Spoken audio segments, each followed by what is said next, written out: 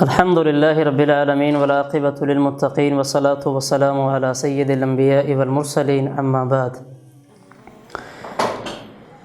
بہت سے احباب پوچھتے ہیں کہ کیا بارش کی وجہ سے دو نمازوں کو جمع کرنا کیا یہ صحیح ہے یا صحیح نہیں ہے؟ اس مسئلے کو اچھی طرح سمجھ لیں۔ سب سے پہلی بات یہ سمجھیں کہ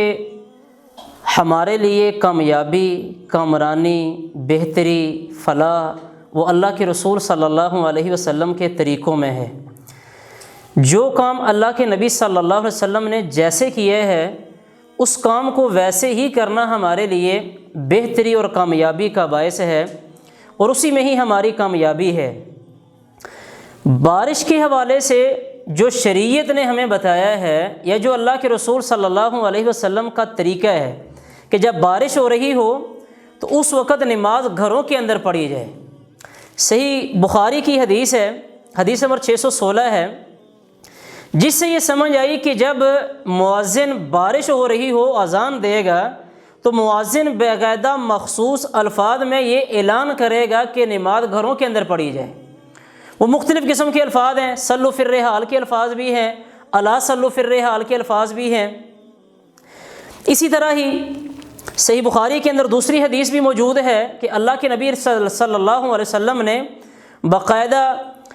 بارش کے دنوں میں یا بارش والے دن میں باقاعدہ مؤذن کو یہ حکم دیا کہ اذان کے اندر یہ الفاظ کہو کہ الا صلوا فی الرحال، کہ گھروں کے اندر نماز پڑھی جائے۔ لہذا بارش میں شریعت کی طرف سے ہمیں حکم یہ ہے، ہمارے لیے سہولت یہ ہے کہ اذان دینے والا مؤذن وہ اذان میں یہ الفاظ کہے گا اور لوگ اپنے گھروں کے اندر نماز پڑھیں گے۔ ہاں، اگر کوئی بندہ صحیح مسلم کی اس حدیث سے استدلال کرتا ہے، حدیث نمبر 705 ہے کہ اللہ کے رسول صلی اللہ علیہ وسلم نے مدینے میں ظہر، عصر، مغرب اور عشاء یعنی ظہر اور عصر کی نماز کو اکٹھے کر کے پڑھا، مغرب اور عشاء کی نماز کو اکٹھے کر کے پڑھا، اور بغیر کسی عذر کے، بغیر کسی خوف کے، بغیر کسی سفر کے مدینے میں اقامت کی حالت میں اللہ کے رسول صلی اللہ علیہ وسلم نے دو نمازوں کو جمع کر کے پڑھا۔ اگر کوئی اس حدیث سے استدلال کرتا ہے تو بالکل صحیح ہے۔ امام ابن خزیمہ رحمۃ اللہ علیہ نے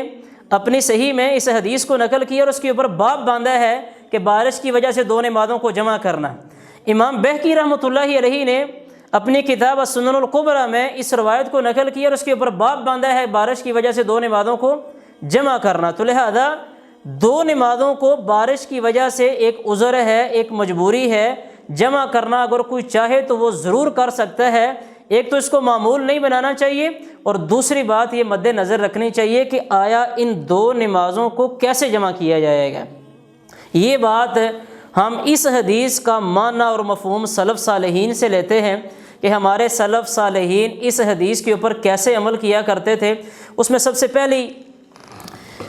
عبداللہ بن عباس رضی اللہ تعالیٰ عنہ، صحیح مسلم کے اندر حدیث ہے، حدیث نمبر 705 ہے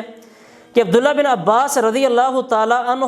عصر کے بعد انہوں نے کچھ خطبہ دیا، اور سے پیچھے تابعی یہ بیان کرتے ہیں کہ سورج غروب ہو گیا، وَبَدَتِ النُّجُومُ، سورج غروب ہونے کے بعد ستارے ظاہر ہو گئے۔ لوگوں نے جب نماز کا کہا تو ستارے ظاہر ہونے کے بعد عبداللہ بن عباس رضی اللہ تعالیٰ عنہ نے نماز ادا کروائی ہے۔ اس کا مطلب یہ ہوا کہ عبداللہ بن عباس رضی اللہ تعالیٰ عنہ مغرب کی نماز کو لیٹ کر رہے ہیں۔ اسی طرح ہی اس حدیث کو روایت کرنے والے دو تابعی ہیں، عبداللہ بن عباس رضی اللہ تعالیٰ عنہ سے روایت کی ہے اس حدیث کو جابر بن زید الازدی نے، ثقہ تابعی ہیں، کتب ستہ کے راوی ہیں، بخاری مسلم کے روات میں سے ہیں، تابعی ہیں۔ ان کے پیچھے شاگرد ہیں عمر بن دینار المکی ہیں، وہ بھی تابعی ہیں اور وہ بھی کتب ستہ کے روات میں سے ہیں۔ جب یہ حدیث بیان ہوئی تو عمر بن دینار المکی ثقہ تابعی، وہ جابر بن زید ابو شعثاء الازدی وہ بھی تابعی، ان سے کہتے ہیں کہ میرا خیال یہ ہے کہ یہ ایک نماز کو انہوں نے مؤخر کیا اور دوسری کو جلدی کی ہے، اور دوسرے تابعی ابو شعثاء جابر بن زید بھی کہتے ہیں کہ میرا خیال بھی یہی ہے کہ ایک نماز کو انہوں نے مؤخر کیا ہے اور دوسری نماز کو انہوں نے جلدی ادا کیا ہے۔ یہاں سے سمجھ یہ آئی کہ عبداللہ بن عباس رضی اللہ تعالیٰ عنہ سے ان کے شاگرد ابو شعثاء جابر بن زید، ان کا موقف یہ ہے کہ اگر کسی بندے نے دو نمازوں کو جمع کرنا ہے تو ایک کو مؤخر کیا جائے اور دوسری کو جلدی ادا کیا جائے، یعنی تقدیم و تاخیر ہو۔ ان کے پیچھے شاگرد عمر بن دینار وہ بھی تابعی ہیں، اور ان کا موقف بھی یہی ہے کہ ایک نماز کو مؤخر کیا جائے اور دوسری نماز کو جلدی ادا کیا جائے۔ یہی حدیث امام بخاری رحمۃ اللہ علیہ کی صحیح بخاری کے اندر موجود ہے، اور اس کے اوپر امام بخاری رحمۃ اللہ علیہ نے باب باندھا ہے، باب تاخیر الظہر الی العصر، کہ ظہر کو عصر تک مؤخر کرنا۔ اس کا مطلب یہ ہوا کہ امام بخاری رحمۃ اللہ علیہ کا موقف بھی یہی ہے کہ جس مقیم بندے نے دو نمازوں کو جمع کرنا ہے تو وہ ایک نماز کو مؤخر کرے اور دوسری کو جلدی ادا کرے۔ اس حدیث کو امام نسائی رحمۃ اللہ علیہ نے اپنی سنن کے اندر نقل کیا ہے، اور اس کے اوپر باب یہ باندھا ہے کہ باب الوقت الذی یجمع فیہ المقیم، کہ وہ وقت کہ جس میں مقیم آدمی نماز جمع کرتا ہے، اور نیچے یہ حدیث ذکر کی ہے، اور اس حدیث میں باقاعدہ